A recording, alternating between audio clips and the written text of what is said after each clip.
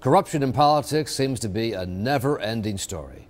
The intersection of money and power producing one indictment and scandal after another. But rarely is there much focus on what happens at the state level, in the corridors of power of the State House. An indictment this week of 11 people in Alabama, including 4 current state legislators and 3 lobbyists, is just the latest example of what we've found is a shocking national pattern of allegations of corruption at the state level. Justice Department officials described what they found in Alabama as a brazen criminal scheme. We allege that from February 2009 through August 2010, 2 owners of gaming and entertainment establishments and one of their employees, 3 registered lobbyists working on their behalf, 4 Alabama state senators, and 1 state employee employed by as a legislative analyst, all participated in a wide-ranging conspiracy to buy and sell votes on legislation in Alabama that would directly benefit the business interests of 2 of the defendants. Our own ABC News investigation uncovered at least 80 state legislators who have been indicted and or convicted in the last 5 years. In total, at least 28 legislators are behind bars right now. Our full in-depth investigation will air on Nightline and World News with Diane Sawyer, including a fascinating description by one Alabama state senator of what he found when he was elected, including what he says in an astoundingly frank interview was a $250,000 offer for 1 vote. Oh, look out, they're going to put you all on TV. Paul Sanford's full-time job is running a barbecue restaurant in Huntsville, Alabama, but his part-time job is serving as an Alabama state senator. They're going to vote on legislation, and they don't even know what the game is, what it does, how to play it, how to win, how to lose. A place, he says, where lobbyists and corrupt officials rule the day. There's always a backdoor deal going on in somebody's office or the corner of a chamber or over dinner with a lobbyist. There's always somebody working an unusual angle to try to sway your vote or entice you with a vote. So. In Alabama, a lobbyist can spend up to $250 a day on a legislator. Do they do that?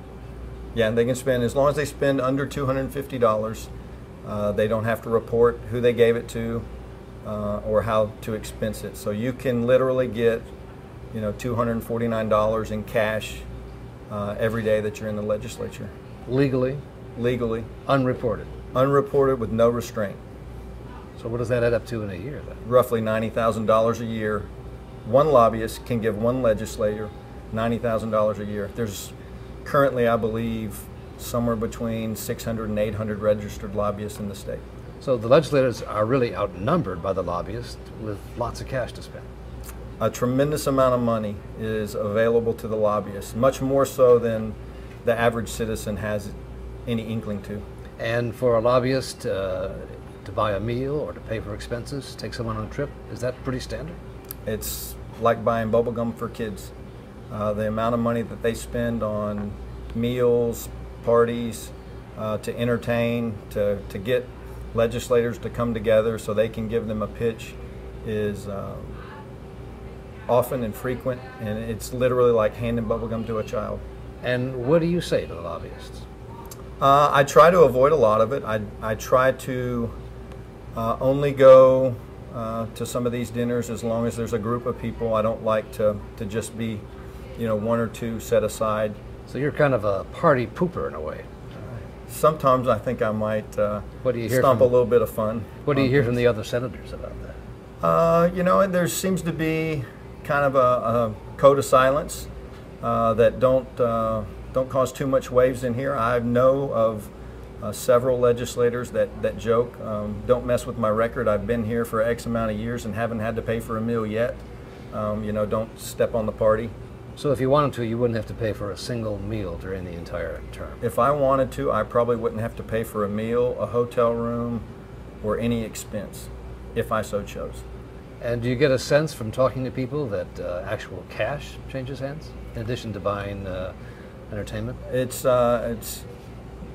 not every day, but you hear about people saying that, if you want to talk to this senator, you better bring a white envelope, and it better have some cash in it, and depending on how much cash that is going to depend on how much attention your piece of legislation gets. Who started this? What's the chicken and the egg situation here? You know, I don't know who started it and how long it's been going on. I just know, you know, even before I was elected, I was tempted with, you know, $250,000.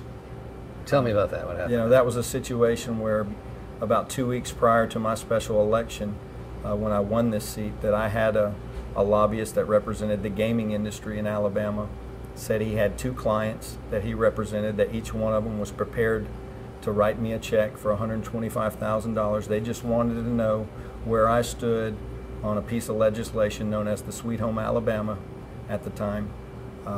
And then said, you know, of course there's no quid pro quo associated with your answer here. I just responded, I don't believe we're on the same side of this equation. And that was pretty much the end of that conversation. And never got any money, never heard much from him again. $250,000 was the offer. $250,000, and he clearly said that his clients, he asked how much money I had raised, how much money I had spent at that point.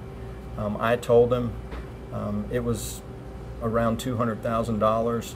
He kind of chuckled and said, my clients could easily fund your campaign 2 and 3 times over if they so chose. You can join in on the discussion by following me and the ABC News investigative team on Facebook and Twitter.